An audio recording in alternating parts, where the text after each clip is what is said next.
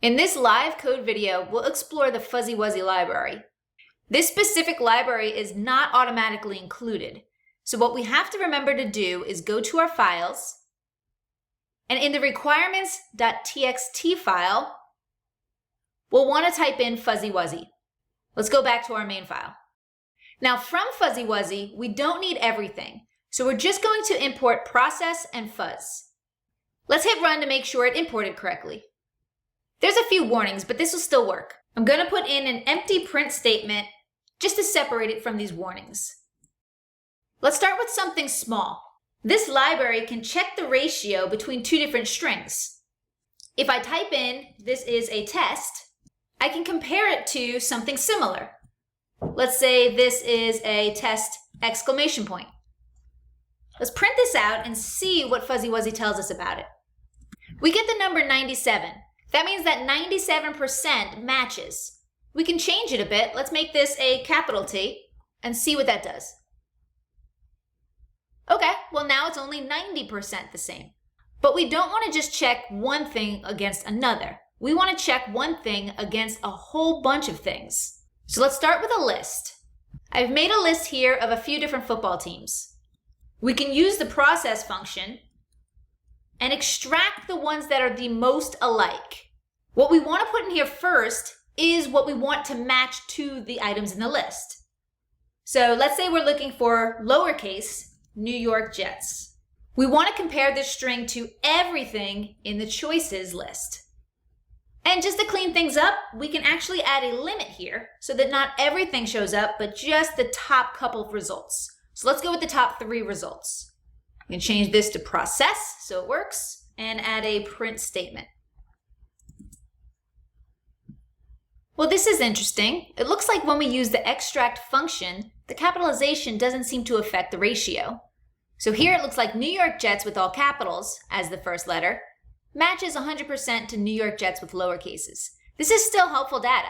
New York Giants came in second because New York was the same. And then Atlanta Falcons was the third highest, which was really far away still at 29. So how can we use this with our data sets? Let's import the data and play around a bit. The data we're using in this item is our Google Books data set. We've already seen that there are a lot of duplicate rows in this data set. One thing we can do is just create a table full of unique values. Let's call this new table. Let's explore just the authors.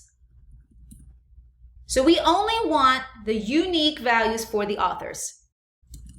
We can use these values now to create a list of possible matches. We're going to use the process function, and let's find anything that matches close to Agatha Christie. We want to search through the new table, and let's set a limit of 6. We can print matches and see what pops up. Forgot my equals. There we go. Okay, it looks like we've got a bit of a mess here. This is very hard to look at. One thing that we can do is, let's put in an empty print statement here. And what we can do is we can split this list so that it only does each element on one line. The way we can do that is we do for item, and this word item can be anything, in matches. And we want to print each item. Let's see if that helps. Wonderful, much better. So it looks like we want to change a few things. We don't want all these separate authors when they're actually the same author.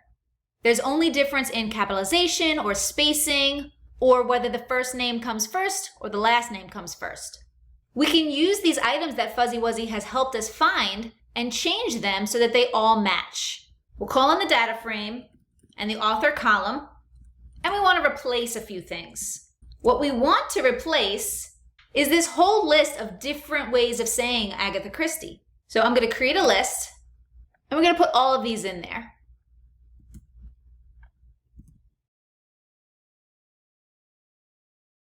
You definitely want to be careful with the syntax here. I think that looks pretty good. So now what we want to do is we want to tell Python what to change it to.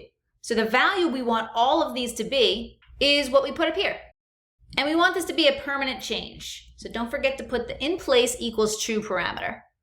Now, if we run it, we won't see it actually happening. In fact, it looks exactly the same. But let's take this code and move it to after our replacement. All right, a whole different list pops up here. And we can see that there's nothing even close to Agatha Christie now, which means that all of those other values were changed effectively. All right, well now it's your turn to play around with this library.